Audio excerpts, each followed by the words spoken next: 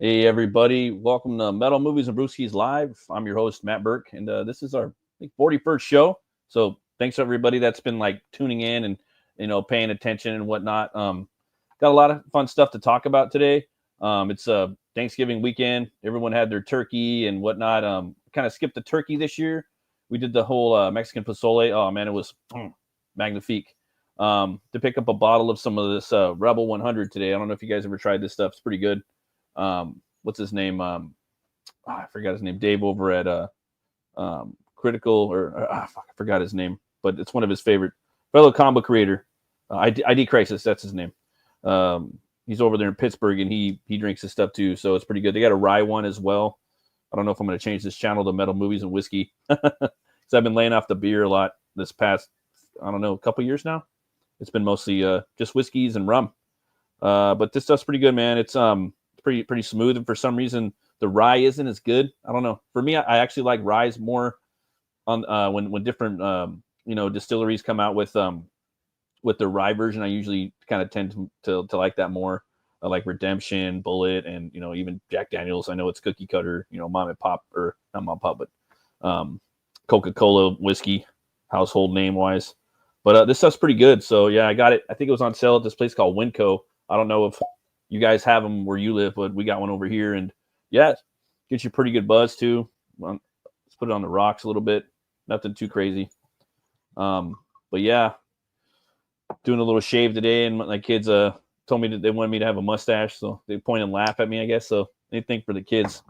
I don't know, man. I always think that they're pretty goofy, but I don't know, whatever makes them point and laugh at you. You got to keep the kids healthy. Trying to do a new diet right now, man. It's putting on some weight. Everyone's doing the carnivore, whatnot like that. I'm doing probably the ketovore. I don't think I can ever cut out potatoes. I don't know if that's my Irish side or what, but I just can't do it. But there is something where you can. That's part of a lot of the carnivore diet, is where you fast for 16 hours. You basically have your last dinner or meal at 8 o'clock at night, and then you fast until 12 o'clock the next day. And I'm like, oh, I can do that. That's pretty much what I've been doing for the last 16 years. I usually would eat lunch probably around 11, but now I just push it to 12. It ain't nothing. Usually about 14 hours in, though, your body starts burning fat. And that goes right for the gut. So I think that's pretty cool. Got the new Christmas tree, man. It was nice that we, over my family, I have a fake tree that we've been putting up over the past 10 years. And we said, you know what?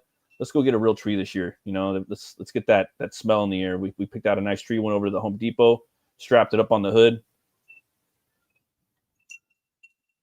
I brought back memories. I remember back when I was about 18 or so, I used to work at Home Depot. I worked in the Christmas tree lot. I remember loading up those trees and getting the forearms nice and sappy, and visiting back there, 20 years later, and be like, yeah, I used to work out here. Now I'm picking a tree up. Last Sunday, I went and seen the Red One movie, that new rock movie with Chris Evans and J.K. Simmons. It was pretty fun, man. It was a pretty fun movie. I kind of like the action Christmas movies. You know, I know they're cheeseball, a little corny, but they're fun too. They had a really badass looking Krampus in there, man. It was the actor from Game of Thrones, that big Thor looking dude with the red beard.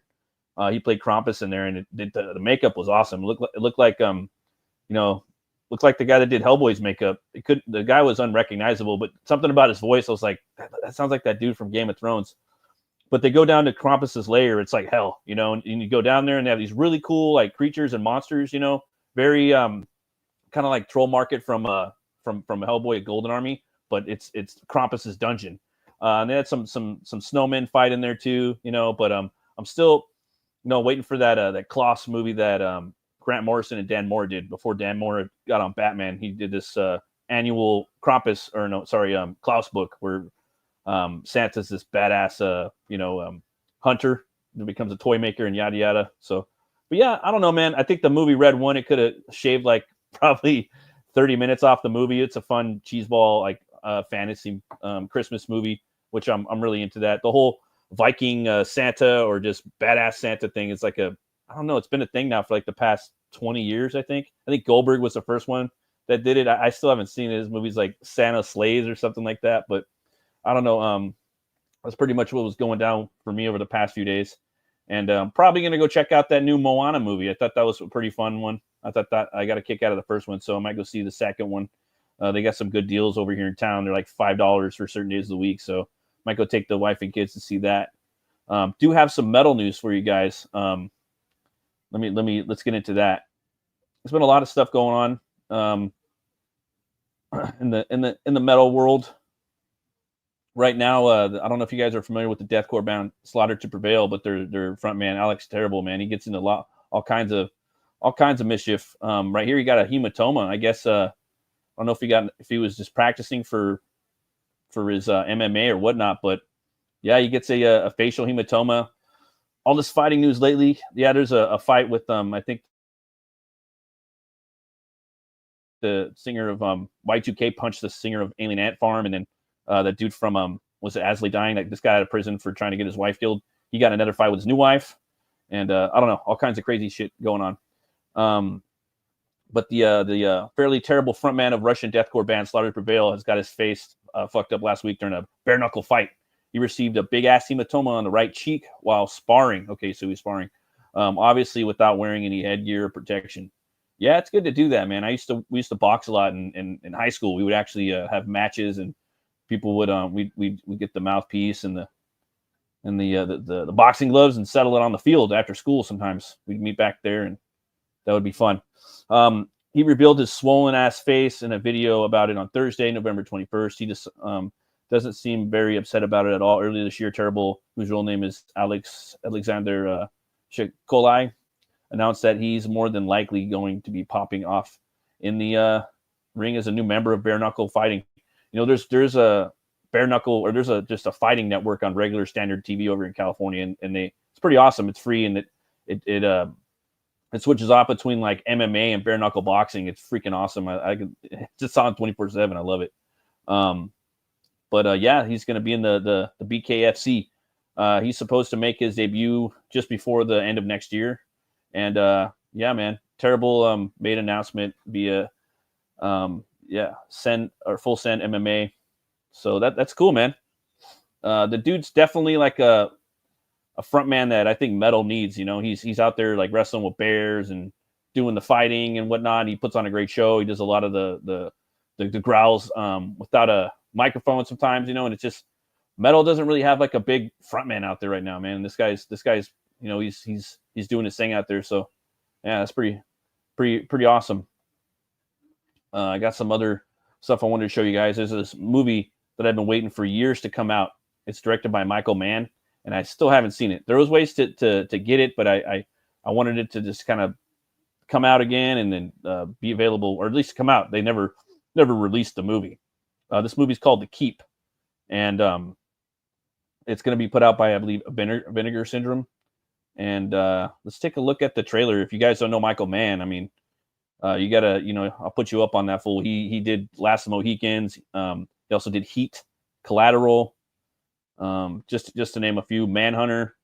Lots of really good movies. So this is his first movie he's actually ashamed of. It's a horror movie, and it takes place during World War II, and it is called The Keep.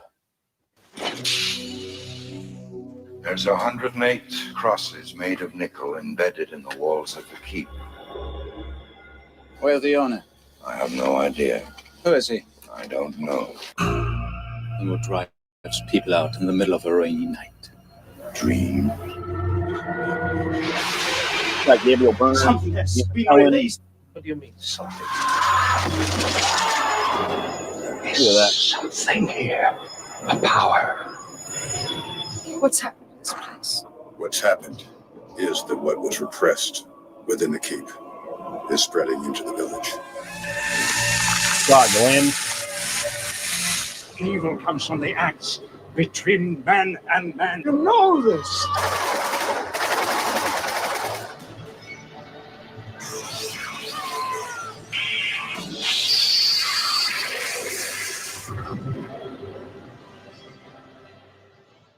Yeah, that movie looks pretty awesome. Again, I've been waiting for it to come out. There's this crazy like entity that they wake up in there. He kind of looks like Apocalypse from X-Men. Actually, I was thinking, I wonder if they were like watching that movie when they were creating it. I think it was the Simonsons that were doing it. But yeah, man, that movie just looks awesome. It's got like an all-star cast in their prime. The Keep. So be on the lookout for that by Vinegar Syndrome, guys. And then, you know, it'll probably eventually end up on Tubi. I think usually that's kind of what happens. These movies get their release, and then they end up on Tubi. So we'll see what happens with that. But right now, basically, I wanted to get into some stuff that, you know, I think's definitely.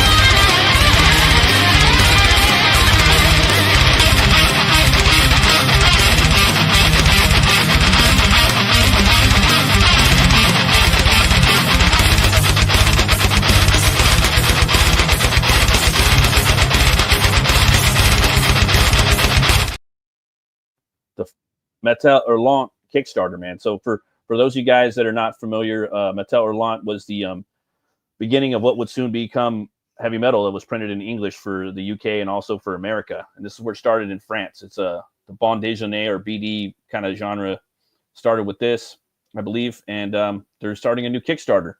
And they're also going to be, there's also a new heavy metal one. But let's check out this trailer or see what it's all about.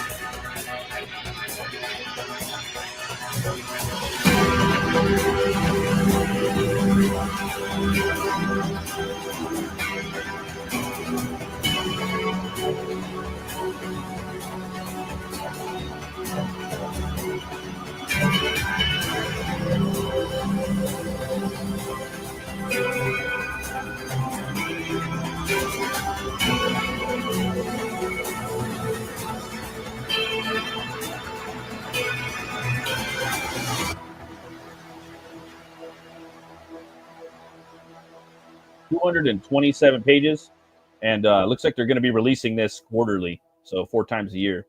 That's a pretty good fucking deal, man. I think it's a must for all comic book owners. Let's go down and check it out. They're already at 440,000 rightfully, and yeah, man. Let's go take a look at the page. 50 years after the debut of Metal HURLANT in France, iconic and genre-defining publication is returning to English with a bigger and bolder iteration than ever before. A quarterly anthology published by Humanoids. Each volume of Metal HURLANT will feature 272 pages of one-of-a-kind, otherworldly literary experience. Yeah, man. And here's the OGs right here. Here's the gangsters. Okay, so on the left, you got, let's see here. Jean-Pierre. Then you have Bernard. Part of my French. Then you have Mobius. Then you have Philippe Drouillet. This is from '74, and that's when they were really, it was in their heyday. A lot of big, like George Lucas kind of took a lot of inspiration from this. Straight up stole some of their shit, I believe. That and from Edgar Rice Burroughs, John Carter of Mars. Just straight up stuff that Drouillet drew of like Vader's helmet and stormtroopers. As I took it and put it right into the fucking movie. And you may tell yourself, in 1974, filmmaker, writer, meme, and poet Alejandro Jodorowsky was working in Paris on a film adaptation of Frank Herbert's novel Dune. So that's where a lot of these guys met. Geiger. It was like all these big, Mattel HURLANT artists met on that movie Dune. And it was like that's like a whole other side topic. But with the assistance of Mobius and concept art and storyboards alongside talent such as H.R. Giger and Dan O'Bannon. Dan O'Bannon's awesome. The writer and co-creator of Night of the Living Dead and writer of Return of the Living Dead. And at the same time, Mobius, along with his fellow rebellious bande dessinée creator Jean-Pierre Dionnet and Philippe Drouillet, part of my French, wanted to push the boundaries of the comics medium into mature, cerebral, and often tantalizing stories that embraced a punk attitude. Definitely, man. Definitely. Mattel HURLANT was the brainchild and cutting-edge comics anthology published under the newly found publishing house Les Humanoides Associates, the Humanoids. The magazine took the sci-fi world by storm, making ripples that could catalyze the creations of generations of artists to come, including filmmakers like Guillermo del Toro, George Lucas, Hayao Miyazaki, Ridley Scott, Denis Villeneuve. I forget how to pronounce that dude's name. Taika Waititi, that guy. Jermaine Clement, Nicholas Winding, Refn, and musicians like Air, Daft Punk, and Hans Zimmer. Yeah, I remember Hans Zimmer was talking about that. While Jodorowsky's Dune never materialized, he and Mobius created within the pages of Mattel HURLANT the groundbreaking series, The End Call, which a lot of people know about that one. Very popular. Would go on to become the biggest sci-fi selling comic of all time, and he is currently being adapted to the big screen by Taika Waititi. Yeah, I think I remember hearing about that. We'll see, man. He really fucked up Thor pretty bad. I know Ragnarok's a fun movie, but he fucked that movie. Oh man, he really screwed the pooch on Thor, the whole legacy, and also he really fucked over Planet Hulk. I don't know. What do you think, Brian? Everybody, welcome Brian Kreisgau to the show. Sup, people? Sup, Matt? Good to see you, my brother. Just going over this Mattel HURLANT campaign, man. Okay. Yeah, no, I was checking this out too, right? Yeah. First of all, the name is pronounced Denis Villeneuve. I already forgot. I was wondering about that myself, right? It's like, where the fuck is Sim? We need Sim here. Oh yeah, we Sim need, just we get need in like here. a native French speaker, because like my French is fucking horrible. Yeah, horrible. Mine too, man. Like heavy metal was the shit. For people that have never read French comics, you're all done fucked up. I don't know what you're doing in your life. You need to check them out. You need to check out the Inkle. You need to check out Meta Barons. You need to check out old issues of heavy metal. It was groundbreaking. It was an absolute revolution in comics, and it took comics to a place where comics had never been before. Because basically they were like the original Image, where all these like dope French comic creators went to like the major publishers, fuck all y'all, and went and made their own thing and made history. This looks fucking awesome. I want to back this. I want it bad, dude. What gets me fucking down is Taika Waititi. Well, yeah, that's for the he's Inkle. doing the directing, the movie. They're working on it, but he's been working on it for a hot minute. But I want to get. I don't trust that motherfucker as far as Philippe Drouillet. I forgot how to say his name. He's got some stuff in here. There's some woke ass fucking comic book activist writer creators that are in here too. But you got to take it. You got to take it. You got to learn how to walk through the shit and not get it on you. You know what I mean? Exactly. At this point, like read through it, read around it. I'll take it, dude. Fuck it. As long as it's not woke and you know what I mean. So, well, it's like the new EC comics are totally fucking woke. Totally woke. They're garbage tier. They're garbage. And the idea of woke heavy metal, I mean, like of PC version of Metal HURLANT is just fucking retarded. No. What are you going to do with Den? What are you going to do? What, are you going to make all the women fat and ugly? You're going to stick fucking Tarna into a fucking burqa? Which is what they did. Oh, I know. And they asked right here, is Metal HURLANT the same as heavy metal? No. During its original 70s and 80s runs, the contents of Metal HURLANT were translated into multiple languages by publishing partners around the globe, including the U.S., i.e. heavy metal. However, the essence of Metal HURLANT eventually became lost in translation. For years, many have anticipated the relaunch of this legendary cult publication in its true form. So I think, I don't know, like there is a little difference between heavy metal and this, you know? Well, the best way to explain not much, but a little bit. You know, the best way to explain it is that Metal HURLANT and heavy metal are not the exact same magazine. All of the stuff that's in heavy metal comes from Metal HURLANT.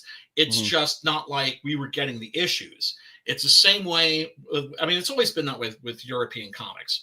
2000 AD comics, for instance, we didn't get 2000 AD here in the States, right? We got collections from Eagle Comics, you know, collections of Judge Dredd stories. Yeah, and those were in heavy metal too, you know, like they would take the 2000 AD. And it's like heavy metal was a little more, it had a little more, I don't know, man. It almost felt like Metal HURLANT was like kind of more French in its own singular thing. I mean, they did pull from more of Europe, but it seems that like they had a lot more British shit in heavy metal as well. Absolutely. Absolutely. So because remember, that was more like it was more like France, a buffet, you know? France is right across the pond, right? Yeah. They've had many wars. But they're both dope, you know what I mean? And I feel like, I don't know if Bisley's in this one or not, but hopefully he's getting in here. I know Preston should be up in this. Oh my God. Both of these. Because we're going over the heavy metal campaign right after this, because heavy metal has a campaign right now on Kickstarter, and so does Metal HURLANT. They're both on. Really? Fuck yeah, bro. They're both. I was just aware of this. No, they're both launching they're both at the same time. This one's at 400,000. No, they're two different ones. So, so they're competing? Possibly a little bit, but there's probably people working on both sides, and I kind of hope they are competing, but they're not woke. At least not too much. You know what I mean? Because you're gonna get some woke shit with this, no matter what.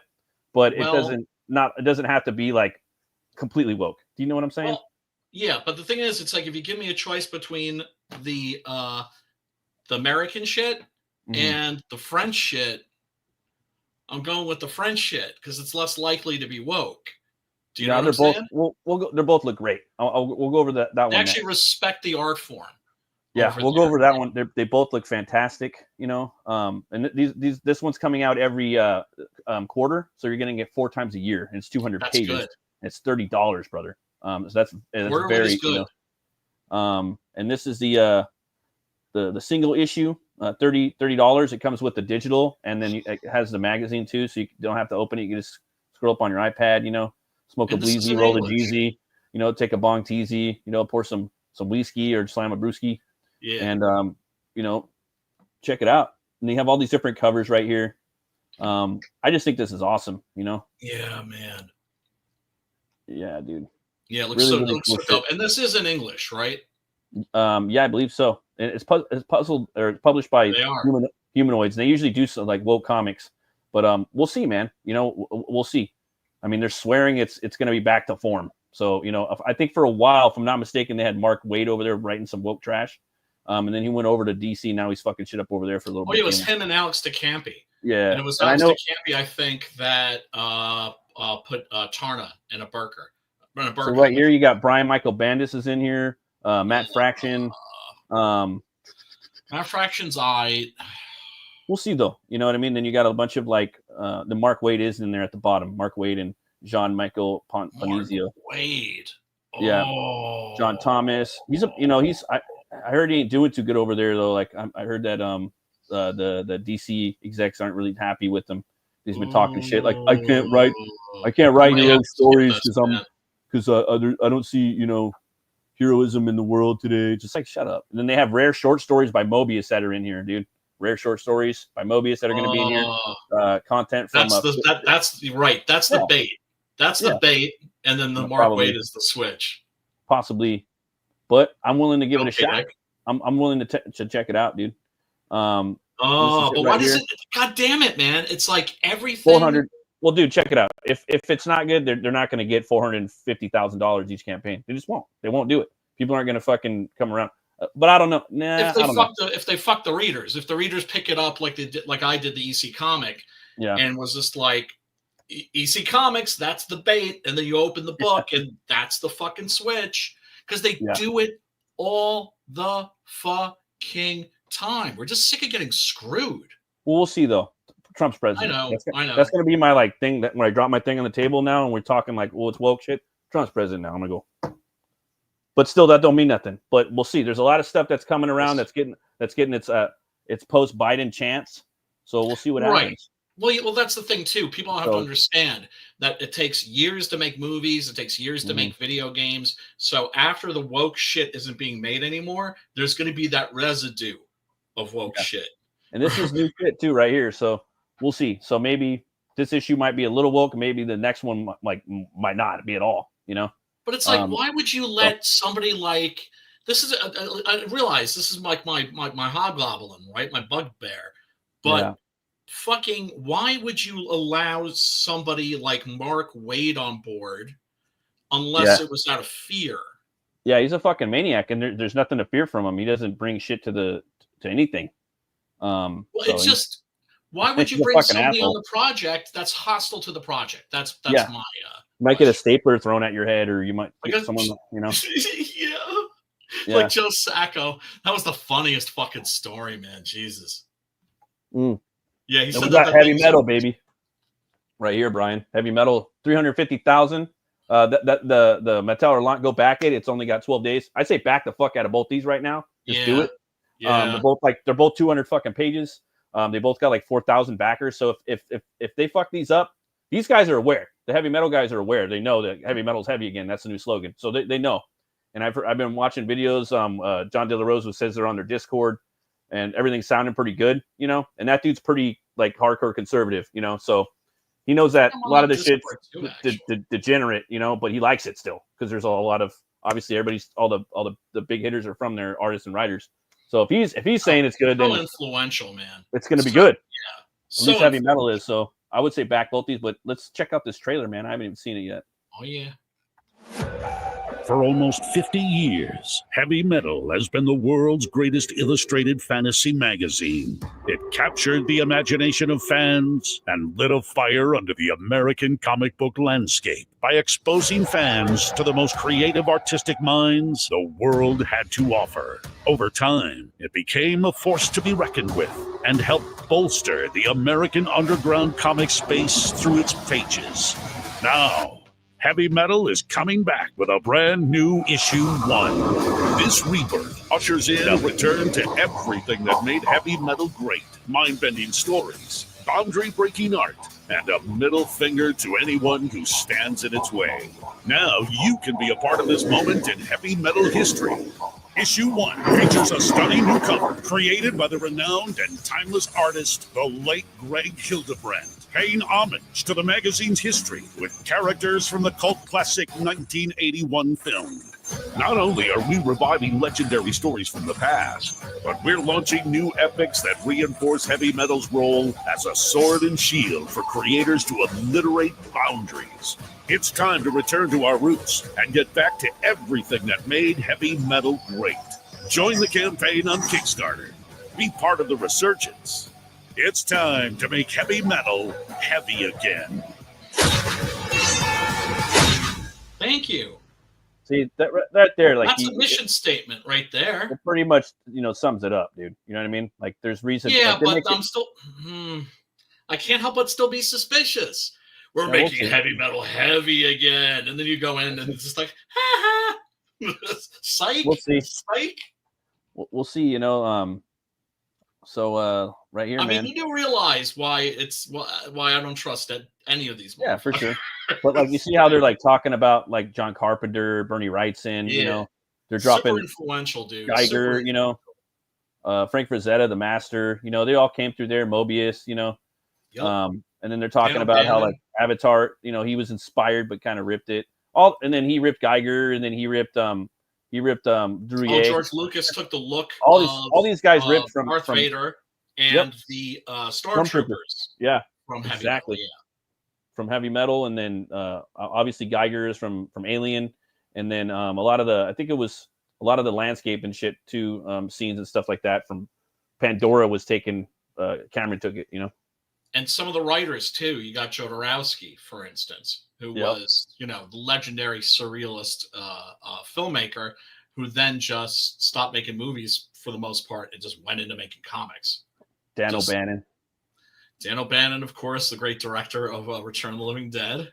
It's a great picture, a great cover too by Hildebrandt. That's the one I would get that. I do like this one though. That's man. John Carter, Yeah, and I do like the Skinner one up there is pretty fucking metal. I would probably get that one, but there's something about the Hildebrandt one. He just passed, and it kind of sums up what it is. And I would like to get a sketch cover on there, man. Let's see who Hildebrandt, Frank Rosetta, Dan Brereton. The dude's badass. Vincent Sergrilis, Brian Viveros, Dan Quintana, Nicho Skinner, Kieran Grant, Lee Moore, John Repicon, Anna Morozovia, Joe Listener, Antonio Segura. Oh yeah, Tim Vigil. Okay, hell yeah. See. Also got up in David there. Quinn, Lucas Sterari, John Workman. Oh, okay, cool. Paul Kirchner and Craig Wilson. So I don't know, man. I'm liking this lineup a lot more than the Mattel HURLANT one. I'm not gonna lie. So I mean, and then they're just like saying selling like this is going to be a big middle finger. Yeah, and then there's a lot of word of mouth. Out and said it. And then Pops was on here talking like he knew the guy a little bit, So I don't know. So I don't know. And then they've been really trying to capture new talent. They've been hitting people up for art on Twitter, and I threw my name out there too. Showed some of my artwork, because I love this shit. Bisley should be on here though, man. Bisley's name should have been up there. So, and I didn't see his fucking name on Mattel HURLANT. His name should have been at the fucking top of the list. Him and then the other artist that draws for Pat Mills for the for the vampire comic Requiem. Yes. Why do I forget that guy's name? He's a fucking visionary. But the thing is, you can't put everybody in the first book. You know what I mean? No. This is supposed what this is supposed to do is supposed to act as a gateway for new indie artists and writers to come in and get in here. That's what they're supposed to be doing with this book, and let them shine with fucking epic stories. I love Dan Brereton's work though. As a kid, ever since I seen his work on World's Finest with Batman and Superman, I was just like, wow, a comic book can look this cool. Right. Painted like that, because that was like one of the first painted comics I'd ever seen. These are some dope ass covers, man.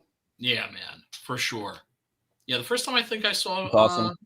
painted comics was in Mattel HURLANT, or Heavy Metal, I should say. Yeah, for me it was that one, and then maybe Marvels by Alex Ross. Yes. I had the comic. I had like one or two, and I had the one with Green Goblin on the side of the building, and Spider-Man's on the side of the building, and there's people looking through the glass, and goblins flying by him. I was just like, wow, this is so cool. But yeah, guys, this book looks awesome. I think it's like 200 pages as well.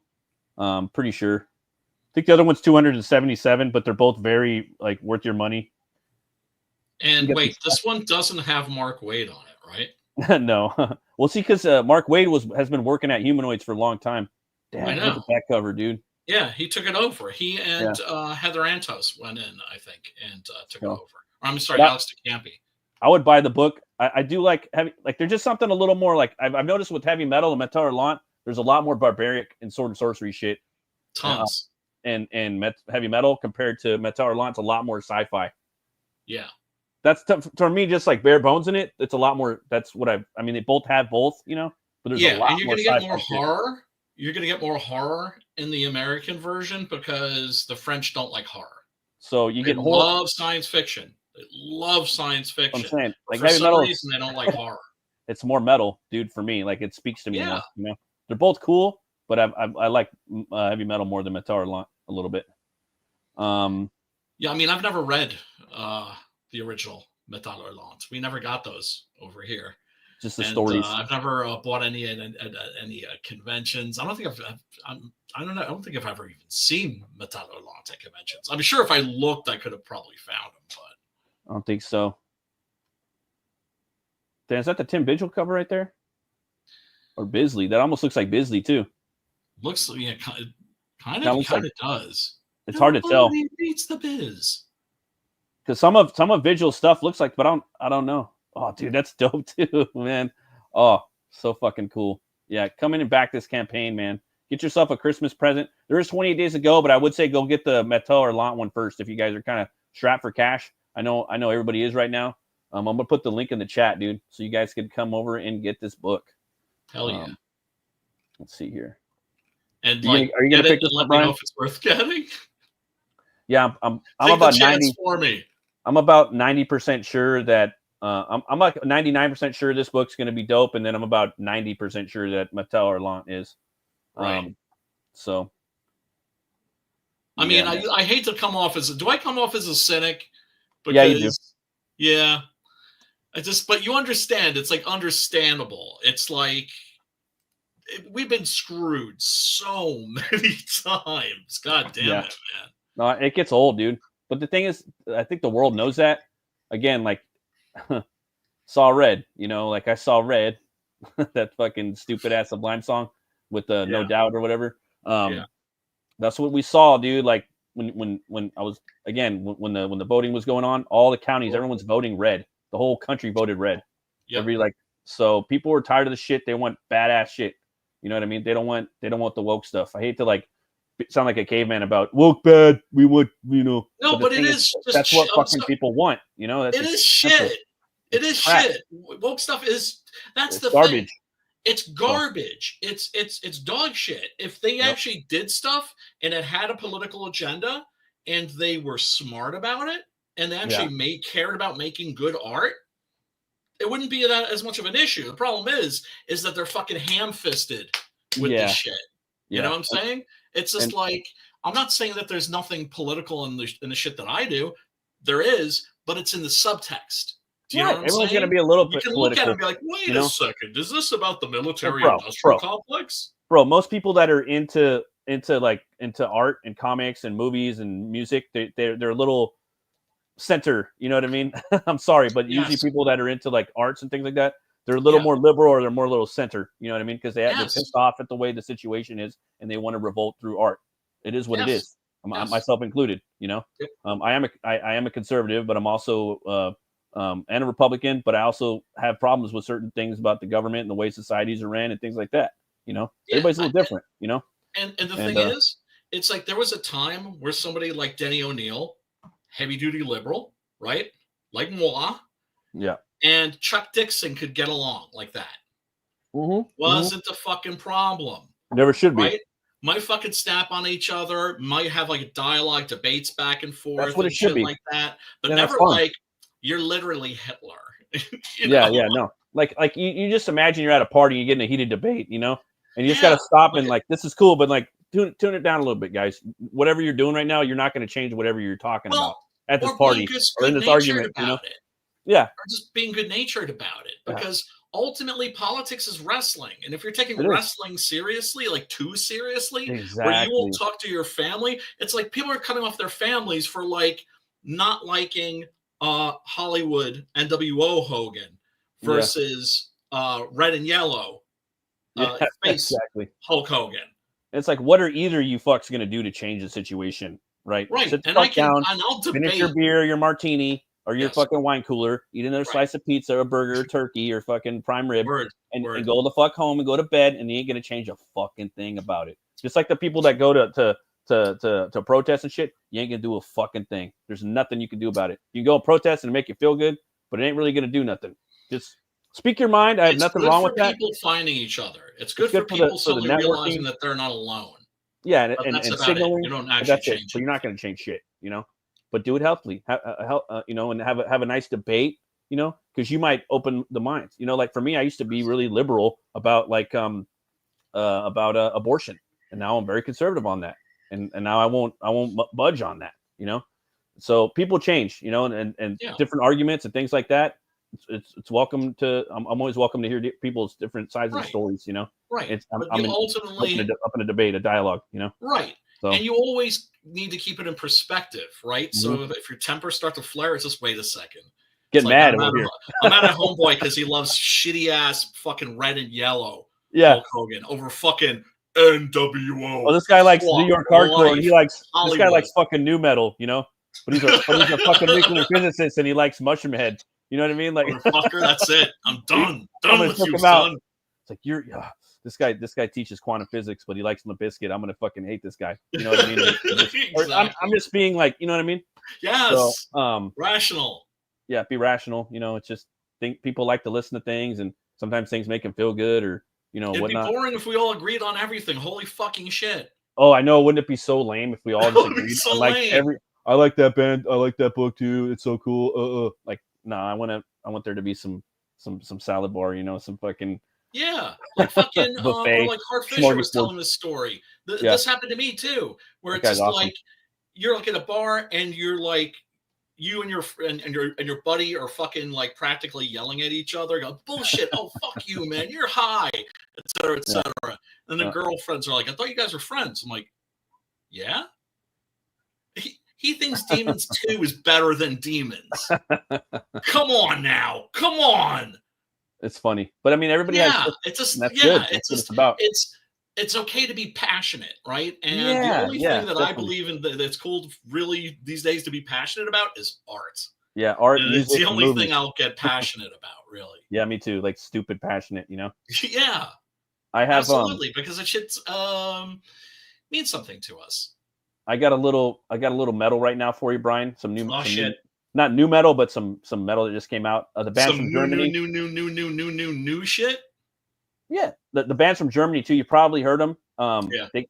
I don't want to get like slings and arrows thrown at me, but if you're a fan of death, then like Chuck Schuldiner, you're gonna like this band. It'd be almost like what if Death kind of stuck around and kept making music a little bit, but not entirely. Rest in peace, Chuck.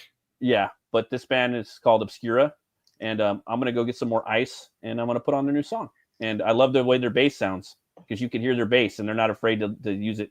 And I remember that was the one thing I was like, damn, these guys are progressive as fuck, and they're progressive death metal, and they're from Germany. And I remember when I first heard him, like, dude, I think he has a fretless bass, and he's like, boom, boom, boom, boom, boom, boom. And I'm like, so cool. But yeah, let's check this out. Bass is good. Yeah, dude. And it was just refreshing. This is Obscura. The song's called Silver Lining. The only thing I don't like about the video is the fucking AI. A lot of these metal bands have been putting in their videos, but right, because they don't have the money to make real. Well, in my case, you know what they should do? Hire me, and I'll make you like a music video out of like scenes and clips from like public domain movies. Well, sometimes they have cool sets. Like you have it. Like in here, it seems like they have a cool set. The set might be AI too, but it looks like they're up on like some Greek like city state or something, like in the I don't know, the government room or Mount Olympus or some shit. But here we go. Word.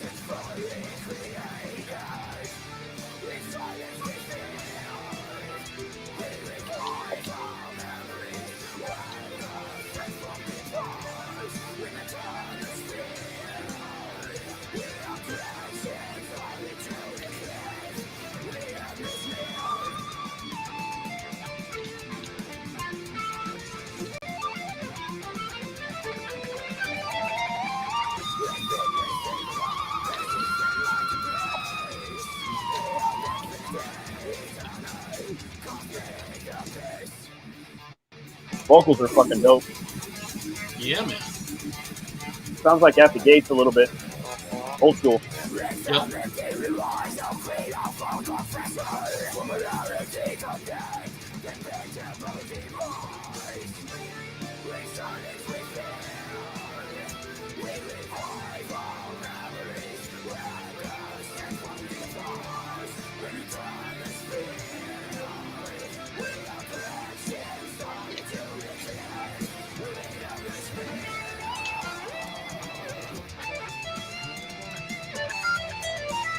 Nice solo.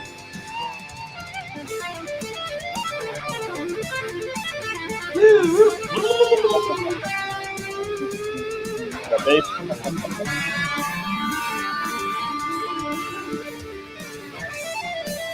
I love that drum set, bro. Fucking epic. Pretty metal.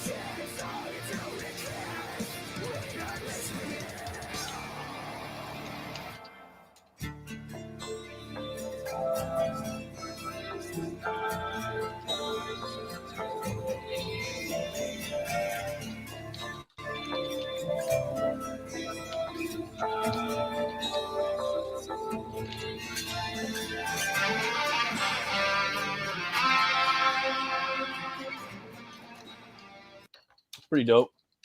Yeah, man, I like that. That was good. It's like it was. I mean, it's technical death metal, but there's a lot of melody in there, so it's just like kind of borderline melodic tech death, you know? Yeah. That, It's like, kind of like where Evil Chuck was, towards the end of his progression. But the thing is, it's like that kind of metal is perfectly fine. It is still metal, Yeah, as long as it's not pretentious, and that shit's not pretentious. That's my shit right there. It's really good. I don't know about you, man, but you down to do a little Monster Hunter slam? Fuck yes. All right.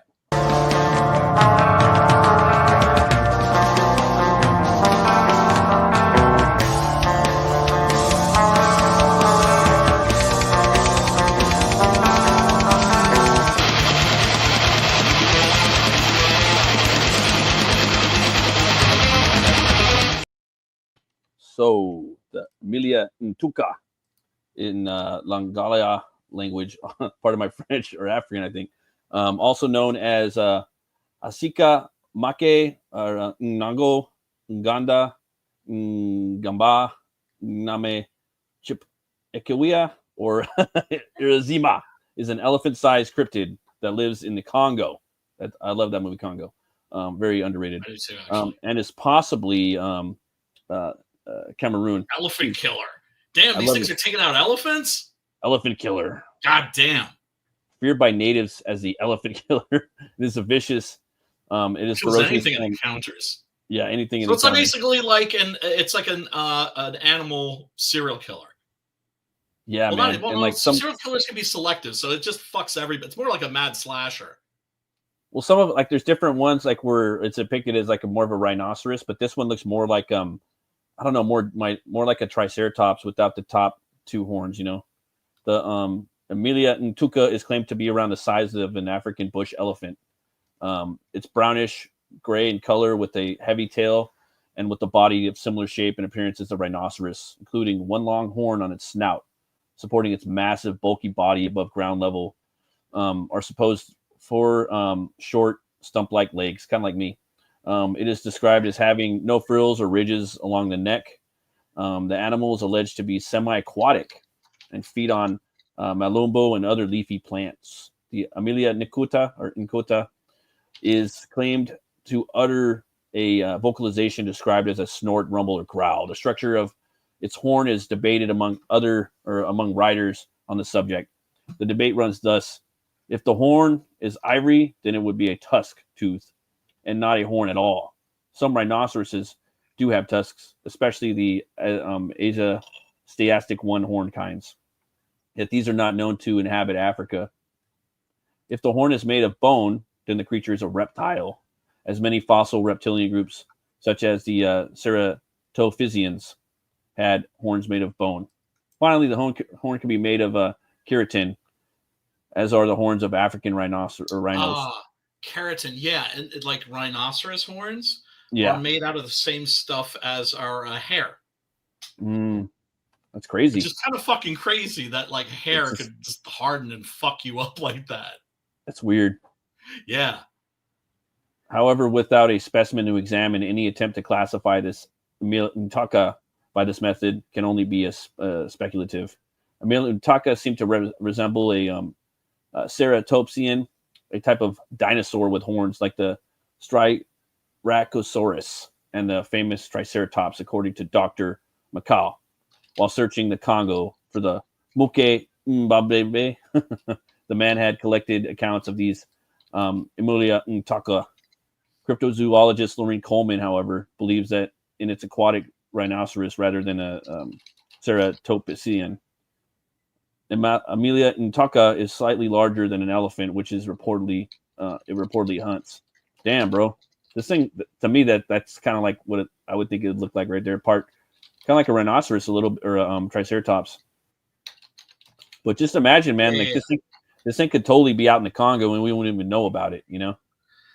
Look, it is possible because remember, there is cryptozoology that doesn't involve Bigfoot and Nessie, right? Exactly. These are the guys that are just looking for animals that haven't been cataloged yet. Yeah, like the African, a mountain gorilla. It wasn't cataloged until 1910. And it was just an urban legend until then. Right. Right. And then, of course, you think of some of the incredible fossils that we found. My favorite, of course, it should have been big news all over the world. It wasn't, was when they discovered the fucking skeletons of the hobbits. Like the people who like their heads, their skulls were like the size of grapefruits. Oh, yeah. Yeah. I know what you're talking about. Yeah. And well, I mean, there was another one too. For me, Brian, personally, it was even more like big news that really didn't get covered. And I had only known about it was through following Walter Simonson because he's a big, dinosaur guy. He wanted to be an archaeologist. Love that guy. There was a Stegosaurus. They found one in Canada. It was like really preserved. Like its whole like top half of its body is straight up Stegosaurus, the flesh and everything. You can see that. Amazing. Yeah, no one never covered it, and it's like we found a dinosaur, an actual fucking dinosaur, and still to this day, no one really talks about it. You could bring it up. Why? Do you know why? I mean, they never talk about any shit like this. It reeks too much of evolution. Well, and like just general like people, if you bring it up, most people don't even know about it. I mean, you go to a barbecue, they don't know what the fuck you're talking about. That's even me, I forget it. I forget about it too. But it's like just the top half back of the Stegosaurus of the It's not the Stegosaurus. It's the one that's on the ground that looks like a turtle, and it has the spikes that are kind of shingled up coming out of its back. Yeah. I know the one you're talking about. And then it has like a tail with like a mace on the end of it. It's still fucking metal. That was my favorite. That's the one, Brian. When I was a little kid, actually. Yeah. That's the one. And then I was following Mike S. Miller. That dude's funny, man. I like that guy. He had a live stream last night. I was jumping in the chat. Him and he had Doug TeNapel on there. I guess he just got the 12,000 subs. Nice. But he's been putting out some pretty cool like art videos that just about like mashupping characters and stuff like that. And he, I don't know, there's this big thing going around about dragons right now, and he had a link to like an actual new dinosaur they found with a dragon-esque skull, where it has like the horns coming up and then like the side horns coming out of its back of its jaw, you know. And it's a straight. He's like, oh, I don't know about you guys, but this looks like a freaking dinosaur or a dragon skull, you know, because like there's this whole dragon movement with like Joe Rogan, you know, he's been having people on talking about it, you know, with different, you know, stuff. But yeah, man, they just don't really want to. I guess it's the whole evolution thing, you know, like. I don't know, for me, it's like I believe that there is evolution, but I also believe that God created, you know, different animals that do evolve at the same time, you know. So at one point, you know, you have a bunch of different forms of humanoids and primates, and you know, you have at one point, maybe I believe you had giants, Neanderthals, and humans all on the planet at the same time, and probably a bunch of other primates, you know, and they were all evolving along each other, you know. But that didn't go with Darwin's jive, you know. He wanted to just have man came from apes, not, you know, Neanderthals and not giants. You can't have the giants either, you know, because then it's I mean, more work for them to go back and rewrite the books every year, you know. Right. But the thing is, Darwin sometimes gets like a rough judgment the same way that Freud does. That is, you know, you have to cut these guys some slack. They literally invented their fields. That's true. That's true. Like I think it's Freud probably discovered the subconscious mind. Which is like discovering a massive continent, right? Yeah. Like a whole other world that's inside of us. I hear you. I think it's just the academia around them that kind of said, okay, they take this concept and then they seize the power on that concept. And then they probably scoot and boot the Darwin and the Freuds, you know, and they just seize the concept and they own it and they gatekeep it and they regulate it and they decide what comes in information-wise and what goes out. Kind of like King James, you know, he puts all these motherfuckers in a room and they go in there for 2 years and then they pick the scriptures they want and the apocryphals and they make their Bible, you know? So I think that's just with information. It's kind of like they're kind of like the CIA, I guess. Or what they're doing. So again, like we're talking politics, you know, that's something like people like mankind has been doing that forever. But I do believe that there's, like you said, man, there's a ton of different animals out there we haven't discovered in the Congo. I was watching Furiosa last night. I watched and I like it. It's broken into chapters. I don't know if you've seen it yet. You probably don't really give a fuck about it, but yeah, it's broken into chapters. The first like 30 minutes, it's just her the little girl's origin story, you know. And I got right to where they're about to. She's like where it's the Anya Taylor-Johnson, you know. And I turned it off, but pretty brutal what happens to her. Yeah, I mean, you turned it off because you just lost interest? No, I started getting tired, man. I was talking earlier on the stream. I've been like switching up a diet, so I'm kind of doing like ketovore. It's like carnivore with ketovore, you know. I'm not gonna give up. I'm not gonna give up fruit, vegetables, and like nuts and stuff like that. You know what I mean? But I want to eat a lot of like a lot of meat. But I'm definitely gonna be fasting a lot. So the whole thing is you eat dinner, you eat up until 8 o'clock, and then after 8 o'clock you eat nothing, and then you do not eat until lunch the next day. You skip breakfast. So basically, once the 14th hour kicks in, your body's fat starts your body starts burning fat for fuel. You know, you don't have any more intermittent fasting. Yeah, no, so I'm doing that. I do that like a little bit lately. Yeah, and you like me, we get these cravings at night, right? For sweets and food and things like that. But now I'm muscling through it. Like I have all kinds of bomb sweets in my house too. I have like 2 big old buckets of all the candy you could possibly imagine from trick or treating. Oh my god! I got chocolate Moose Tracks ice cream for the kids today. I got Lay's potato chips. I got everything you could think of, and I'm just like looking at it, and I'm just like, fuck that, I'm not touching that shit. So, dude, but I could do that. Myself, yeah, right. I'm living by myself, so I don't keep that shit in the house, right? Yeah. But you've got kids, and then you've got a woman. Well, and the thing is, there's going to be some cookies all up in there. Well, yeah, definitely, you know, and you know they, you know, and the thing is, kids like they could eat like machines and they burn it off and they need carbs. I think kids need spaghetti and they need pizzas and they need carbs. You know, I would not give a kid like carnivore. And like the thing is, carnivore is in its infancy. Just like if you were to take the jab, it's in its infancy. Why would you take the jab? I think a lot of these diets, they need to be studied for like 20 years or something, you know? And for me, it's like when everyone's talking about carnivore, I think of John Wayne, where that guy's just, I eat steak for breakfast, steak for lunch, and steak for dinner. I'm John fucking Wayne, you know. And when he died, they pull all this fucking steak out of his ass. Yeah, you know what I mean? All this stuff. You know what I mean? So Sure now did. they're doing like studies on Undigested. carnivore, where you're like it links to heart disease, bad fucking digestion, you know. And I'm just thinking, Yeah, okay, it's not good for you. Neanderthal, caveman, were we out there eating meat and you know? And then I'm thinking about seasonal diets. I'm thinking about like genealogy diets, you know what I mean? Like what type of genes you have, you know, from where you're at. Like if you're in certain parts of Scandinavia, you would eat a lot more fish, you know. If you're up maybe more towards like Finland and Norway, up more in the more mountainous regions, you know, you're gonna eat different shit, you know. That's interesting. And they're eating berries and cream, you know. So Right. but like for me, like I'm like, what do we do with spaghetti, hon? You know, what are we gonna do? You kids got spaghetti, we can't fuck with these carbs. What are we gonna do? So I'm like, we're trying to get creative with it today, right? And so I'm like, all right, I'll get a pack of ground sausage for the kids spaghetti, and then I'll get us for ours, and we'll make little meatballs, and then I'll get mozzarella cheese because you have cheese, and I'll make little meatballs of sausage, and I'll wrap those with mozzarella cheese, and just what's up, you know what I mean? Yeah. That sounds pretty bomb, right? And then maybe dip in a little bit. Hell yeah. Look, that, you know? and I never tell people, like, you know me, I'm pretty much like a pescatarian. I mostly eat fish. Yeah. But Yeah. I'll fuck over a couple of chicken wings every now and then. Oh yeah, you have to, dude. And like for me, Saturday is gonna be my cheat day. I don't give a fuck. And the thing is, Yeah. too, I'm not gonna quit the carbs, but I'm gonna try to like eliminate them a little bit. But I'll never stop. I think we do need carbs, dude. Yeah, we you do. know, and like for me, like they eat bread in the Bible. You know what I mean? Like Yes. I'm not gonna not eat bread sometimes. Fuck But that. main thing, dude, your biggest friend is fresh fucking produce. Yeah. Yams, I always keep those around. Fresh meat. I'm Fresh hungry. meat. And but things like potatoes, like sweet potatoes, put one of those in the microwave for 4 minutes, leave it in the skin, right? Because you want to eat the skin, and just take that sucker out and just fucking munch on it as you're going about your fucking business. I do it all the time. That sort of a thing. Also, too, well, you know what I'm gonna do now, Apple's right? really good. You know what we're gonna do now? Like I'm just gonna eat boiled eggs, right? So I'm gonna have boiled eggs. I'm gonna have like a flight of boiled eggs for lunch. So I'm gonna have like a tray. So I have a boiled egg with like Cajun seasoning. I'll have another one with Chipotle, another one with like Larry's. Like we're gonna do different. Probably have like 4 eggs boiled for lunch. You know, eat at 12 and have them all different seasoned.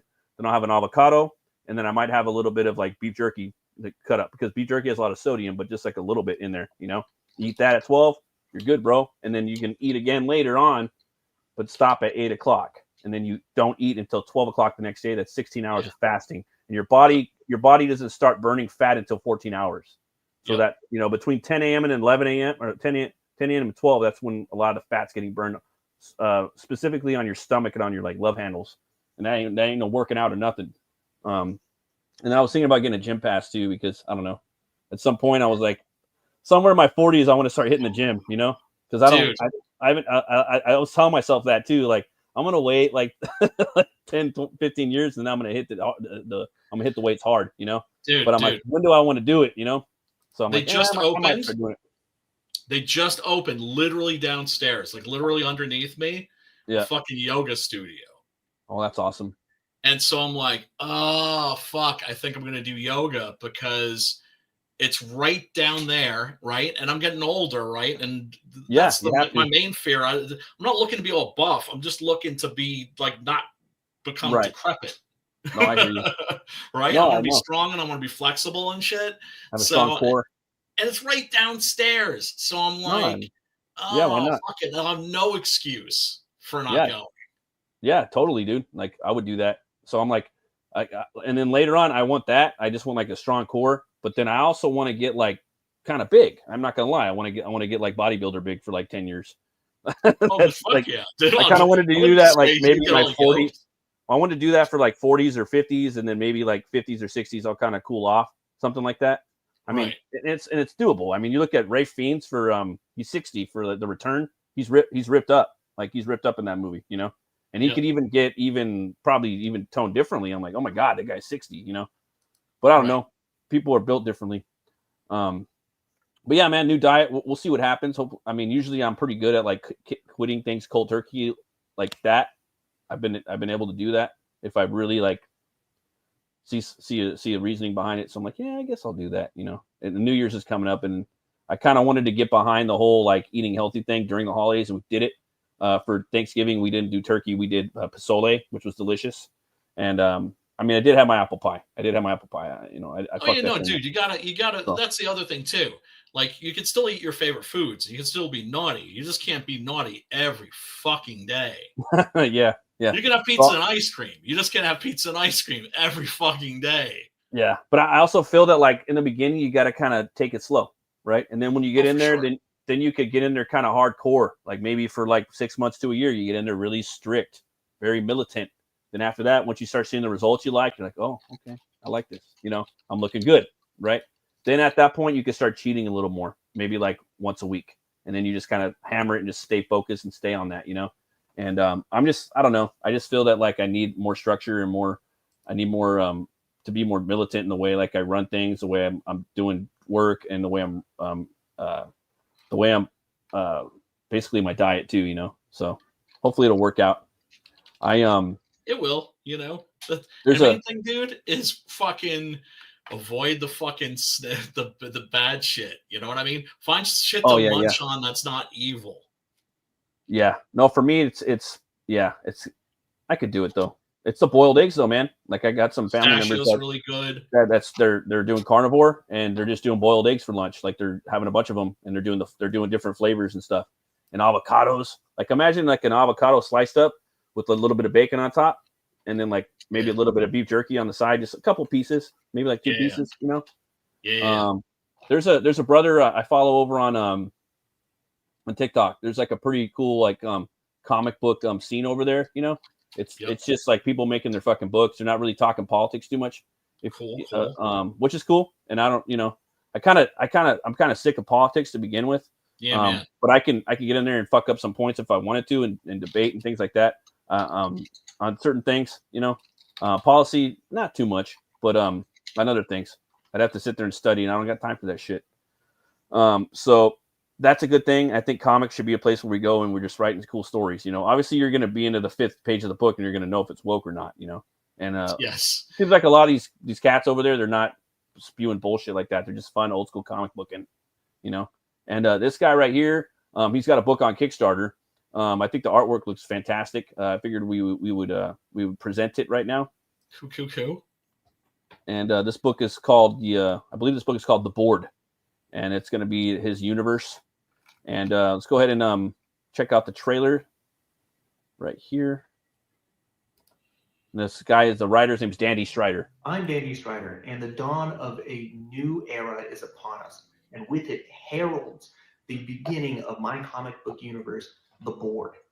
If you are interested in a comic that has an action-packed, darkly humorous blend of intense combat, sharp dialogue, and a gripping tale of justice, this is the series just for you. Many of people have compared it to Psychopaths, Baki the Grappler, Altered Carbon, Reacher, Batman, and even Ben 10. If these are things that interest you, you're in the right place. But you have the lucky, rare opportunity to be one of its first supporters. It is live on Kickstarter. We can't do it without you. So here's a short video with voiceover showing you the first 7 pages of my comic book. If you don't want to hear the voices, you're more than welcome to scroll down where we have the preview for you. Thank you guys so much for your support. I hope you guys have a great day and be the change you want to see. I like this. It reminds me of something out of the 90s. And just badass. What are you doing? My mom says I'm not supposed to talk to strangers. Oh, I like the art. I do too. It's fucking call me Tom. See, now you know me. I don't know. I should really be getting home. It's reminding me of Frog G, actually. Seems a bit late for Halloween, don't it? Oh, fuck. Oh, shit. What the fuck? What the fuck was that? Fuck. Follow me. Fuck. I think I lost him. Oh.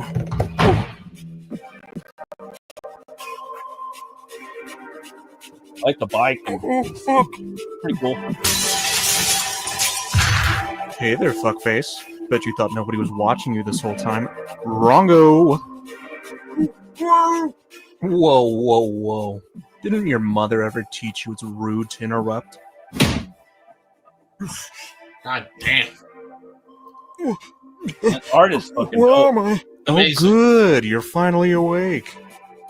As I was saying, I've been watching you. I've seen what you've done, especially those little tapes of That's an yours incredible that you panel. believed no one would find because they can't be tracked. I don't know what you... If you keep that up, I'll have to take your fingers at every joint.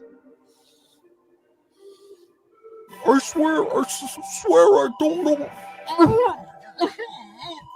Man, what did I just tell you about interrupting someone talking? I know exactly what you've done to those kids, and soon the whole world will. That's a fucking great looking comic right there. Dude's That only art, got that art is fucking fit. Is freaking fucking phenomenal. dope. It's a floppy. I think the character is cool. I like the way that, like, to be honest with you, I talk about characters like this that are kind of void, but I with their mask. But I like this character because the villain could see what the fuck has happened to him.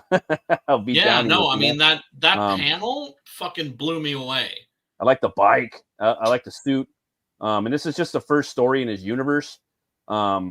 Yeah, this guy's awesome though. Danny Strider. It's a 27-page original story, full color, written by Danny Strider, and the artist by Ray Dillon. $5, guys. So you can get over here and get the digital copy of the book. They also have the regular book for $10. I think shipping is like $8. So you're gonna get a book for $18 that is by a grassroots creator. You know, you're gonna be supporting them. And that's pretty standard, guys. I mean, like the shipping is about that much anyway. So come and check it out. This book is called The Board, and I like it, man. I like street level vigilantes. You know what I mean? I have a feeling this guy might even have a little more to him, but maybe not. Even if he's just straight up like the Punisher, fuck yeah, dude. I'm down with that. If he's got a little more of a supernatural or whatever to him, I'm cool with that. I'll back the book just on the art. Seriously, man, that's amazing. But let me put the link in the chat right here. I don't know what it is, man. I like these like motion comics, or just not even motion comics. It was just him reading dialogue over it. It's pretty fun, Let's see here. Yeah, it looks cool, man.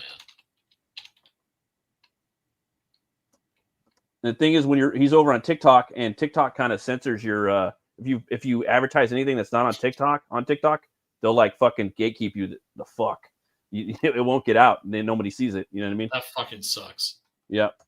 And you would have to be selling it on TikTok, but the thing is, like, I don't know, man. Like, you have to have the book printed and all that. You know what I mean? Like, so the thing would be where you would basically want to do a Kickstarter and then overprint a little bit to where you could set up your company and sell some books at the cons, sell them in stores, sell them on TikTok, and that money could go into the next book, and just slowly kind of hopefully try to build up a little bit of a company, but it's hard because you have to pay your artists, and whatnot. And this guy's a writer, so he needs about $10K for the book, so sometimes it's gonna cost that much. So if you guys can go over there, check it out. $5 or $10. You can't really beat that. It's a good price. Yeah, it is. And pretty cool looking book.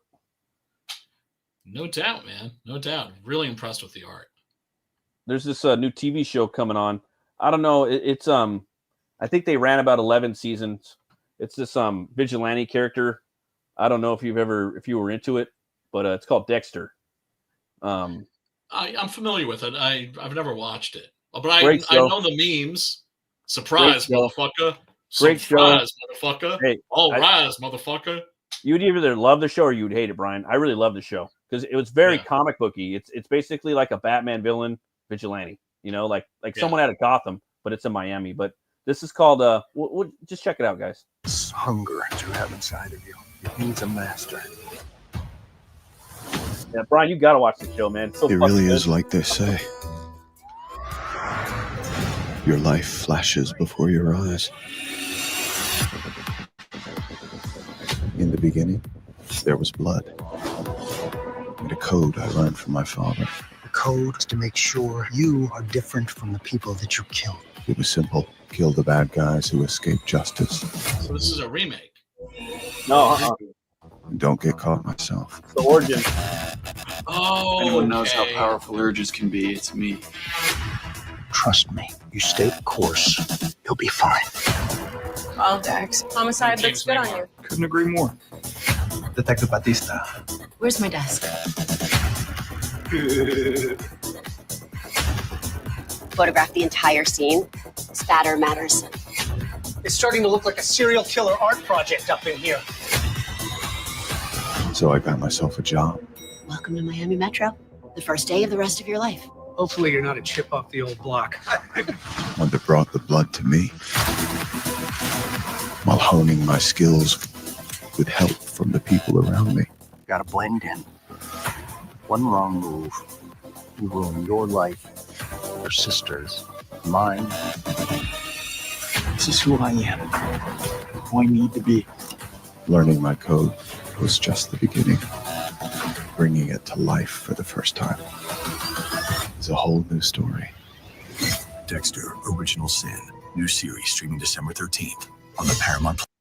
Yeah, that's a good show, man. And what's cool is the original Dexter, Michael C. Hall, is going to voice over it like the Wonder Years. That's really fucking smart. That's I think really that's smart. a cool way to do it.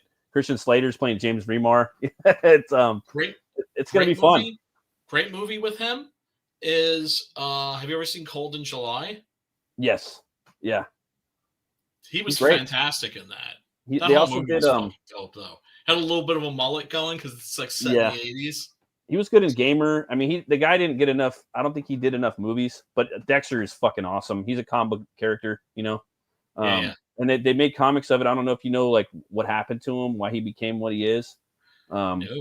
Like I said, I've never I've seen the show. I think I maybe watched like the first episode or two. I just didn't keep up with it for whatever reason. I keep up with it. It's kind of soapy, but I do think it's the best. It is soap. It is a little soapy, maybe. Not so. That's okay. But I loved it. I think it's one of the best TV shows ever made. It does slog in some areas, but you get hooked on it, you know. And he goes on a crazy journey, and he's definitely the anti-hero. I would say he's definitely for me like the best version of an anti-hero would be Dexter, you know. Interesting. Because he witnessed his family getting murdered inside a storage container, and he went in there. Why he got the and it's just a bunch of dead bodies in there. You know what I mean? That's and the right. And so it he has was like a serial killer, like chopping them up with a chainsaw, and so that's how he was created. Yeah, and Remar saved him when he was a young kid, and he raised him. He adopted him, and he was a cop, like Gordon, you know. And so the kid always had these like a dark side, you know. And so he's like, that's the phantom, that's his dark passenger. That's what he calls it, the dark passenger. Yeah. So, and then eventually he grows up and he works for the Miami Police Department and the CSI, specifically in the blood spatter department. And so he's a serial killer that kills serial killers.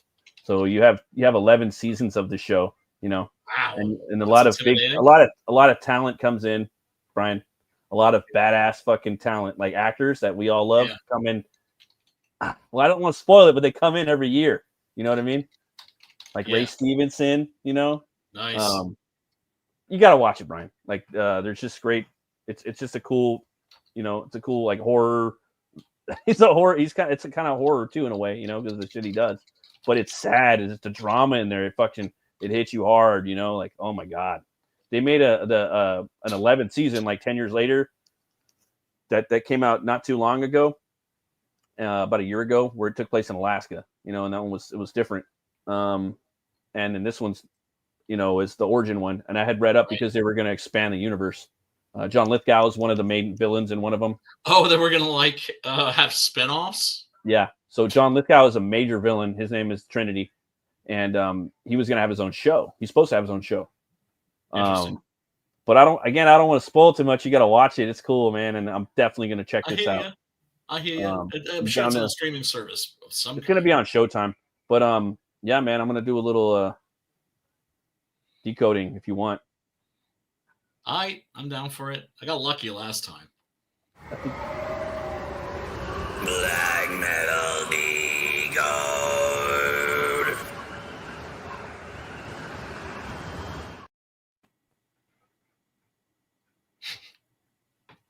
Wait, hold on. Let me fucking blow that shit up. Let me blow that shit up. You might get it, you might not.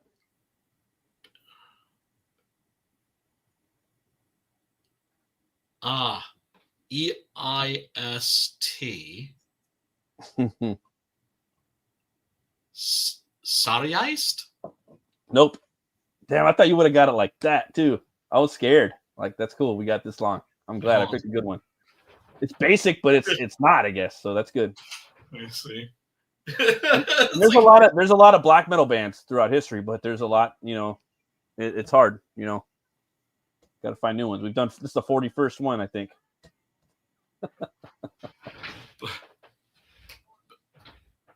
Oh, fuck me. Do I have the last half of it right? Yeah, Is totally. it Y-E-I-S-T? It's not a Y. It's not a Y. Oh, No. okay. It's a Once G. you get that, yes. Oh, Geist. Geist means ghost or Yes, spirit. sir. Yep. Badageist? Nope.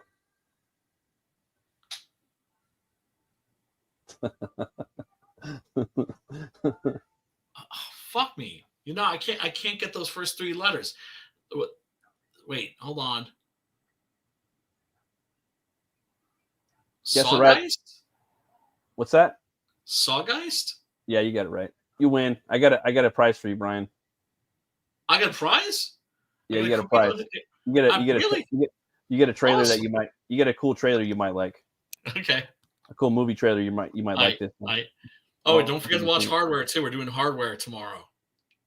Oh yeah, I'm gonna be watching that tonight and tomorrow. Hell This yeah. one's called Striking Rescue. Brian, I think he was listening to us the other night. He's like, "All right, God fuckers. damn. All right, fuckers. Hold my beer. Hold my beer." Yeah, man. Yeah, I got man. something for you. That's exciting. That is really Is that exciting. cool? What's the I name didn't of think this? Striking Rescue. Just real basic name, Striking Rescue. Right. It could be a translation. It looks to me like it's a Thai movie. Yeah, it does definitely. Hell it has yeah. that vibe, and it's good to see Tony. Tony, hey, where you been? Hey, I want to see some elbows. Japanam. Come on, Japanam, motherfuckers. get in there, type shit. And then I got one more for you. I got some cheese ball for you. Some cheese ball fun. Right. I like cheese. It might be like a good hour and a half of cheese out of your life. And here's like a good. Here you go. You probably seen it already. What the hell is all this stuff for? It's the equipment I checked out for my documentary. Well, blow me down. Oh, is this that pirate man? Tonight's the last night we can get Public in domain horror movie, isn't it? Yes, they had it shot already, They're ready to go. aware of the charming stories I love it. circulating about this place. I don't believe in ghost stories. He's not a ghost. To watch this, but I like the idea that it exists. He looks like a fucking moon, bro. He looks like a moon. He doesn't take kindly to visitors stopping at his doorstep. If she's just doing some school project, then why won't she just pick the phone up? Yeah, what should I do? She said they're going to be at the old candy factory, right? Oh no, Let's he's go eating down the there. spinach. Do you know when the factory closed down 20 years ago? There was a spinach contamination. Oh no! Oh!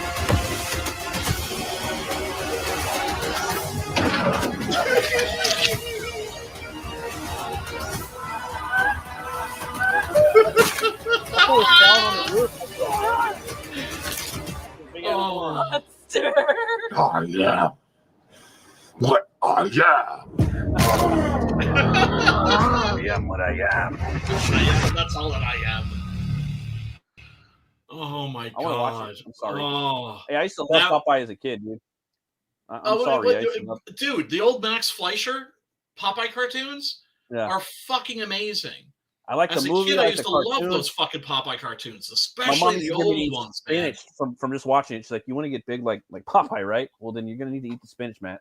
I'm like, "All right, and and like you want to get big like your dad because my dad he was pretty big, he knew to lift weights and my dad had some killer forearms, dude. Like, damn, bro. I don't know if it's because he played drums all the time, but yeah, we both love Popeye and yeah, man.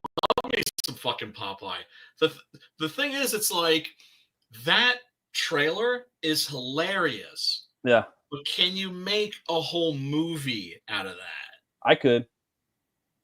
That's the question. That's the differently. challenge. I would have put it on the docks too. I would have made it more dark and nautical. You know what I mean? Very gothic. You know what I mean? Yeah. I mean, obviously they didn't have a big budget, but they had an effects budget. But you put me on there because someone that kind of like, as a kid was eating spinach and watching the movie with Robin Williams and the cartoons by Fleischer and whoever else. That Robert Altman movie. But that movie's good, dude. Like, It's I mean, amazing. imagine just taking that set. I would just build that set, like a similar set, and just make it a horror movie because it's already gothic, it's already dark, and nautical. You know what I mean? That is like the Robert Altman Popeye. A lot of people sleep on that movie. The only thing that sucks about it are the songs, right? Making it a musical was a stupid idea, right? Yeah, it's kind of weird. But Altman creates a world. Yeah, dude. It's immersive as fuck. I watched it I watched it about 4 months ago again. I was like, damn, it's amazing. Yeah, and I mean, it's just really cool. good. Like Robin Williams was like a really cool leading man, like when he very rarely was given the opportunity. So that movie slapped for kids, dude, and so did Hook. Like I remember, and even my little brother, man, like he loved Hook, and like when he became Pan in the end of the movie, it was like, damn, Robin Williams is a badass. I'm sorry, like for us as kids growing up, like he became a badass at the end of the movie, and he looked like he had the stance and everything, and and the little kid's like, oh, you're the Pan, like bowing down to him, and Popeye, with his big old swole forearms, and God bless he just that. Inhabited that fucking character, man. That was just a genius piece of fucking casting. A lot of people say that he wasn't that great of an actor. He wasn't that funny. I'm like, fuck off. Oh, that's bullshit. I think that guy was a genius. I thought he would have been a great Riddler or even a Joker too. Like if given a chance. He just fucked up. He wasn't smart in choosing his movies. If he had been like Bill Murray, if he had been like Steve Martin, right? You look at their movies, and they didn't do half as many as he did, right? But I would say his catalog's way better than theirs. He has way better bangers than them, like Mrs. Doubtfire. Even his shit like Jack and Bicentennial Man are better than the shit that fucking Murray and like I'm like, damn, like Murray just does a lot of. That shit's a slog hog day. For me, it's boring as fuck. Scrooge is really good. Scrooge is the shit. I'll give him Scrooge. But I mean, dude, like, what else did he have? I mean, he had Scrooge and what else? Like, I'm talking like cool shit, bro. Yeah. No, I know. You'd have to. What I mean? I'd have to look at the filmography, right? I mean, you got Ghostbusters, I'm a horror guy, not a comedy guy. You got you got a bunch of Wes Anderson movies where everything's like in profile. I mean, I like that, and I like the artistic direction, but it's like, I'm talking, but what I'm saying is he and Steve Martin, when you look at the amount of good films they made versus terrible films, it's like, Robin Williams was making shit like Flubber. If he hadn't made movies like, because I think that's one of the things that he was depressed about. What up, Edwin? But still, I would watch Flubber over a lot of the bullshit.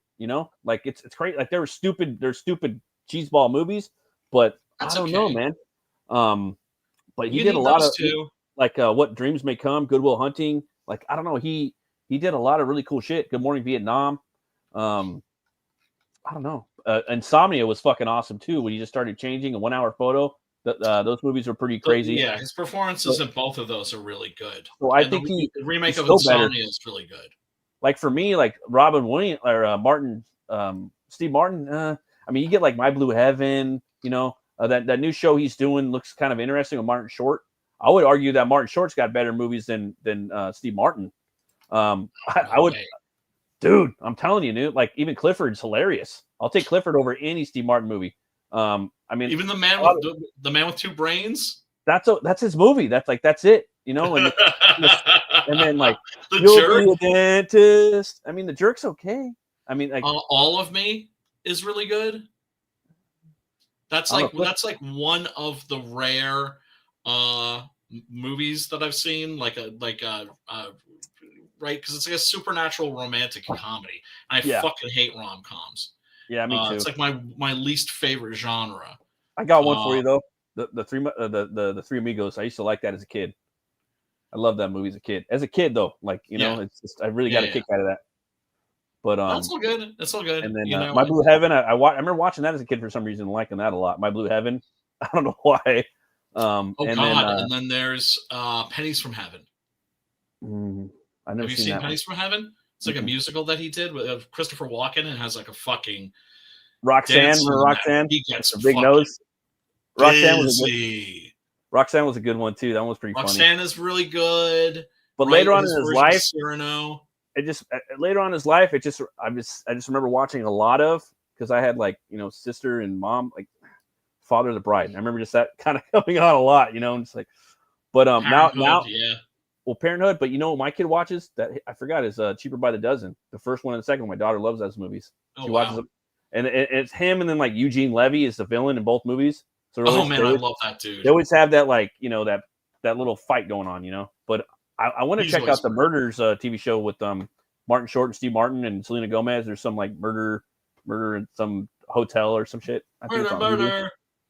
Yeah, it's a mystery, but yeah, I watched a interesting movie last night. I guess I'll be talking about it on the Horror Movie Club.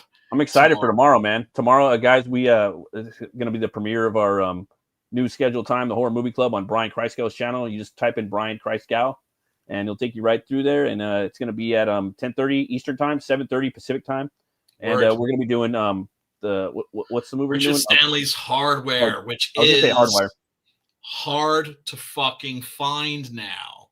Dude, I had to fucking look hard.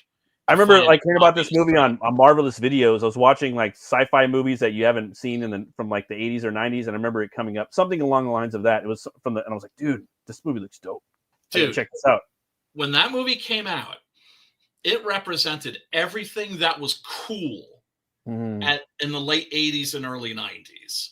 You got fucking Lemmy up in there. You got Iggy Pop up in there. You okay, got that's the movie. You got Ministry, Pill, right? Fucking Carl McCoy from fucking Fields of the Nephilim. It's just drenched in fucking everything that was cool and dope at that time. Yeah, fucking metal, dude. It's metal as fuck. Yeah, and also it's inspired by a comic book story.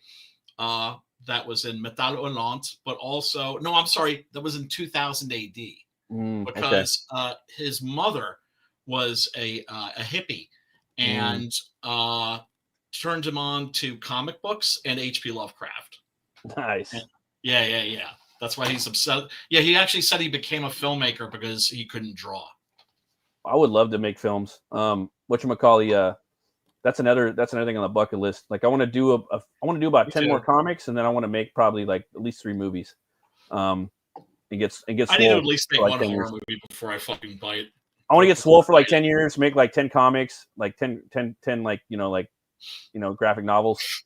The dream? And 3 movies would be cool, like a nice trilogy of movies. Or just 3 movies. Dream, I always thought was like what Kevin Smith had going on, which is comic movie. Yeah, no, that would be cool. Like I would love to do that. That'd be awesome. I mean, and Brian, the time it's like every year the technology is getting closer and closer, And it gets to the point where it's like, well, how am I gonna do this, people start getting desperate and they start using AI. Oh, it's like, what? Yeah, well, you know what? AI looks like shit. It's gonna look like shit for a while, and I'm not fucking with it. No, I shouldn't say I'm not fucking with it because I have fucked with it just out of curiosity. Well, dude, I know a lot of like artists and people that are creating like projects and games and things like that, and they just use it to design characters, and then they like send it off to me, and then like I'll go and I'll draw it, and I use it for reference, So it takes out a lot of the like, oh, that's just dope as fuck. Okay, here, Matt Burke, So I see that's why they do it. I'll never do that because I mean I'm an artist. I may not be like right. I don't like saying that word, but it is what it is. I'm an artist, but I love the journey of creating shit. So it's so fun. The idea of using AI for any kind of art is I love the fall. The entire purpose of creating art in the fucking first place. Well, it's like, oh, I got a strap on this guy's. I got a shoulder, and then he's got like, it's a football shoulder, and then I want big spikes out of it. Oh, I don't like those spikes. I'm gonna erase it. I want razor blades, or what I mean. I want to sit there and draw it. I don't want to click it. For some reason, I don't know. Right. It's more fun. And then like as a writer, it would be like, oh, I have a character, but I'm not going to write his origin. I'll save that for later. It's more fun. Or I have this character in the story. I have a father or a villain in there. I'm not going to write where this villain came from or this father figure later, because right now it'll be more fun later. Rather than having a computer write everything all the time. I think creating stuff and leaving things for yourself to write later is better. and it makes things more interesting for you, you know. Oop, As I an had artist. to stop cam instead of the mute button. Did you just hear me fart? No, I mean, Now no. everybody knows that I farted because I fessed to it. I just should have kept my mouth shut. That's funny. Oh man, I'm sorry, But, I didn't mean to interrupt you, bro. but yeah, man. No, I'm just saying, like, I think it just like it gets rid of the whole process, you know, the whole artistic process. Well, you know? it's like I said, I fucked with it out of curiosity. Like AI art, AI music. I told you about character AI, how I find that shit really interesting. Yeah. I was like going to create the Frankenstein monster as a character. Somebody Oh, already beat yeah. me to it. So you can go Really? on there and have a conversation with the Frankenstein monster. Oh, and okay. and it's interesting because you can tweak it, Okay. right? It's but once again, it's interesting. I wouldn't use AI the same way I wouldn't, dude. I won't even allow a fucking thesaurus in my house. The only thing that a thesaurus is good for is if the word is on the tip of your tongue. Okay. And you're just like, oh, what's that word? What's that word? And then you bust open the thesaurus, like, okay, there's that word. As opposed to like, you know, what hacks do, which is where they just grab the thesaurus looking for a big word that they can use. Well, for me, Right? I'll I put only this use in the there. I'll make me thesaurus. look real smart. Well, for me, I use the thesaurus for not to look smart because I'm not a smart man, but I Yeah, like you to are. see I like to see new words that mean the same thing as other words. You know, there's only so Yes. many words. There's so many things in the universe.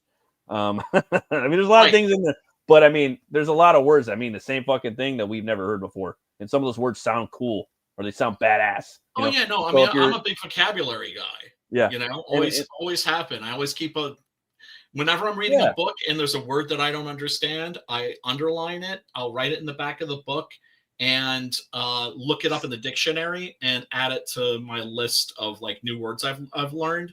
And Oh, I've that's been cool. doing that for about like 30 years. Yeah, I won't remember it. I need to get on that cod liver oil so my brain can get cleaned out a bit. But for you me, know. like I just like if I'm reading a book and I have my Google right open, like right there, I click it right up. Yeah, Like, well, that's what super does this mean? cool, isn't it? That Yeah. you can do that. Or Yeah. thesaurus.com that basically take you right there, you know. Or if I was Yeah. writing a song, I haven't written songs.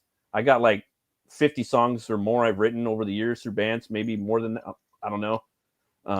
But I like, you know, I still have the lyrics. Sometimes I find them like books, you know. That's And awesome. I would, you know, just I don't know, man. It was weird, like trying to write songs, you know, like finding topic. It was always easier to find a topic and then write the song, and it kind of you write them. For me, I would write melodies first, and then I would then find a topic for the whole song, and then I would try to find the melodies mixed with fixed to the topic, you know. And the It's more interesting epic, because it's like in storytelling, what you always have to ask yourself is, are you creating the story for the character, or are you creating the character for the story? right? It could be Right? either or, right? You know, like Yes. either or could be cool, right? Yes, absolutely. But you have to figure out which one it is.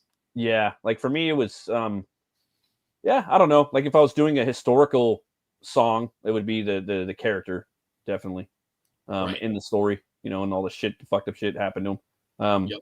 Because we did a whole album, me and Dave and my brother for Nightmare Nemesis, and we recorded the whole album live, and I got the demo tapes. I kind of want to release them, but I'm like, I don't know. But it's cool because it was recorded live in Dave's living room like 10, 15 years ago. Throw that shit out there. But and it's just see what people think.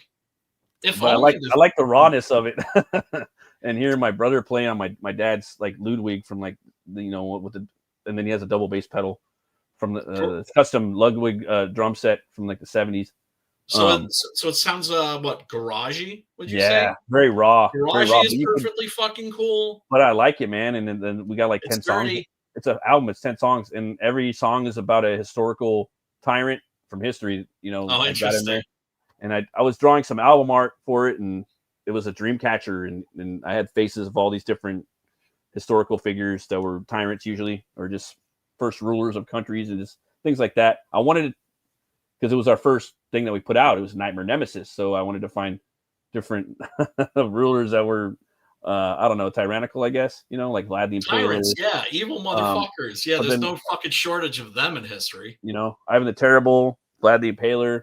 But then ultimately, if Stalin. you look at different people from different perspectives, they think of them differently. You know, some Of people course. might praise these characters or these people. I don't know. Right, like Vlad Tepes being thought of as like George Washington. Yeah. In his native Wallachia. Or like Leonidas, you know, like if you were to go over to like, you know, whoever was invading Sparta at the time, they might think of him as a villain, but you know, the Greeks and you know, they might think of him as a king. You know, we did a song about 300, you know. That was fun. Yeah, Thermopylae. Yeah. Yep. No, everybody knows about the 300 at Thermopylae. Yeah. Thanks to Frank Miller and then of course Zack Snyder. And it was, I ain't gonna lie, I wrote that song around the time it came out. The song was called That's The Hot fine. Gate, The Hot Gates, you know, and I was like, damn. It's just such a fucking badass story. Yeah. That's the thing. And it just needed to get out there because it had only ever, I think maybe there had been a movie before. I think maybe there's like a peplum or something. Oh, okay. Yeah. But it, you know, the thing is, it's like, you know, Frank Miller did the comic and then Zack Snyder just came in and just did the comic. It's weird too, like writing songs like that, you kind of, like for me, I would try to get into the headspace of the character, you know, and I would actually like think of the worlds and I would kind of get in there, dude, you know, and really try to sell it and that's part of the fun. That's part of the fun of writing. That's why I don't understand self-inserts. Right? Oh yeah. No, it's like, I kind of like am. I kind of look at it as a like Quantum Leap a little bit, where you kind of jump into someone's body Yeah. from another period, and you're kind of like walking around in there a little bit, but not as yourself. Yeah. You're them, you know, and you're kind of just like along for the ride. You're not controlling. You're just kind of like you're sitting there along for the ride, you know. Do you ever? Here's a real freaky thing. Do you ever become the character? Yeah. That is to say, when do you walk around thinking like the character, imagining that you're the right? Yeah. But you're a passenger the whole time. You're not, you know. And occasionally you kind of suggest things and they're like, shut up, you know. But that's like the thing, you know. And for me, the hardest one, it was the first song on the album was about the rise and fall of Lucifer, you know. And so like that was before time, the battle of the 10 serpentine heads. I think that was the name of it. And that was a fun thing to write and just to think I don't know, man. That's like to see that. And I remember around that time that was right around the time they were supposed to be shooting Paradise Lost, and it later became Gods of Egypt.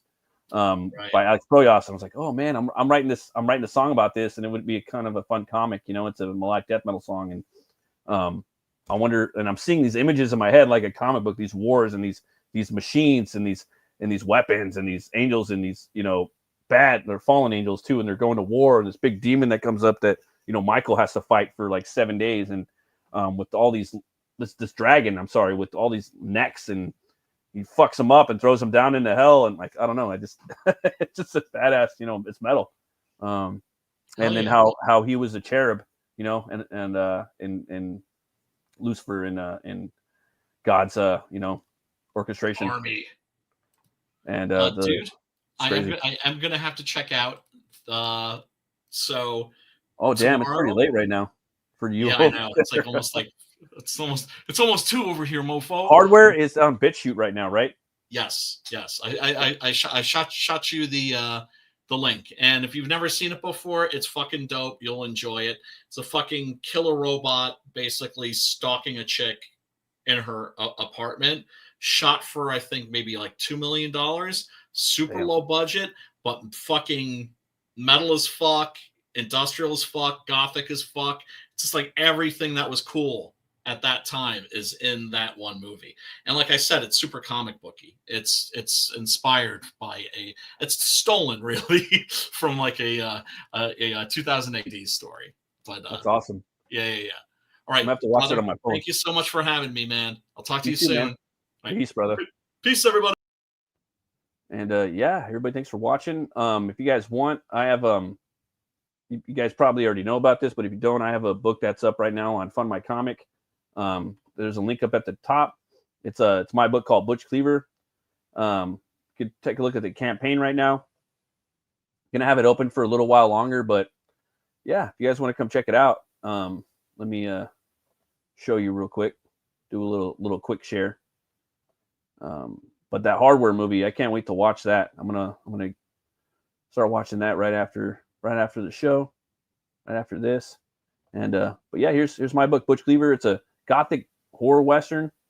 It's about a butcher who gets killed, and then he's brought back to life by this voodoo hex, and that gives him the power to weaponize bone. And in the first book, he's brought back. He hatches from this bone, this bone cocoon in this part of the world that is it's a bone void, and the sands are made of bone dust. And he's hatched by this character called Mothman, this dude right here. And the dude kind of he teaches him how to use his powers a little bit. And Butch, you know, if you guys read the story, you know, they go toe to toe. It's a pretty cool little battle, and Butch comes back to the town of Oubliette, and this would be like basically a parallel universe to ours, in which that it does take place in the United States, but just not our United States. It takes place in a town called Oubliette.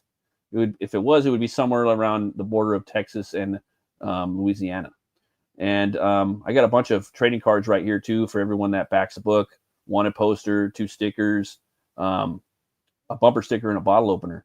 And yeah, in that tale of the first issue, he's being hunted after being resurrected by a bounty hunter. So he's trying to figure out who murdered him, but at the same time, he's got a bounty hunter on his tail. And you're gonna have to figure out what happens. You know, if you guys back the book, this is right here from the second issue. Right here, it's actually the origin.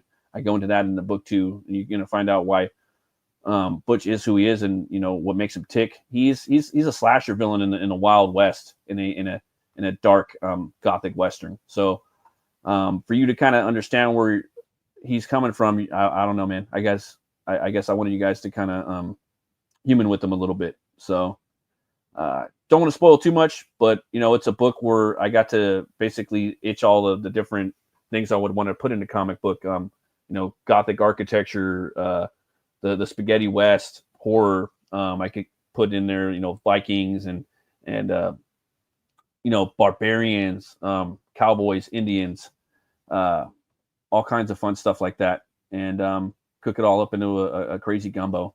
And yeah, this is it right here, guys. And it is action packed. It's definitely a splatter western.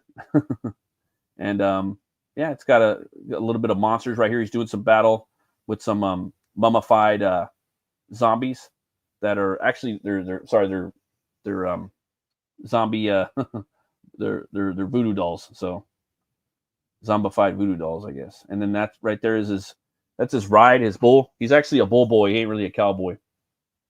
And that's his bull Tor. He's jumping off a roof right there, and he can weaponize Tor as well. So right there, you got his ribs popping out, and then they're turning into these giant bone shanks, chopping up these zombies right here. So it's a fun horror western. I got both the books on here, both graphic novels, or you know, trade paperbacks. That's the town right there, and there's a little bit of that right there. This guy right here, that's the voodoo doll. That's who puts the hex on Butch Cleaver and his boss, Whitey Ratatouille. He basically has a voodoo doll of everybody in town, and they're like insurance policies. If someone steps out of line, he turns them into a cactus or a pincushion. So, and right there, that's a little bit of the brawl with Butch Cleaver and Mothman. And so that's the campaign right there, folks. And yeah, if you want to check it out, back it. I deliver basically next day. I live right next to a post office, and this is the basically my storefront. So if you guys want to check it out, that'd be awesome. Link is pinned to the top. And yeah, thanks for everybody that's been watching the show, and everyone that's been checking out the little review things I do, and really appreciate it. Everyone that's checking out the replay of this, you're awesome. And you guys have a great night. Always remember to be bold, be brave, and roll the bones to know you roll. I'll see you guys next time. Stay fucking metal.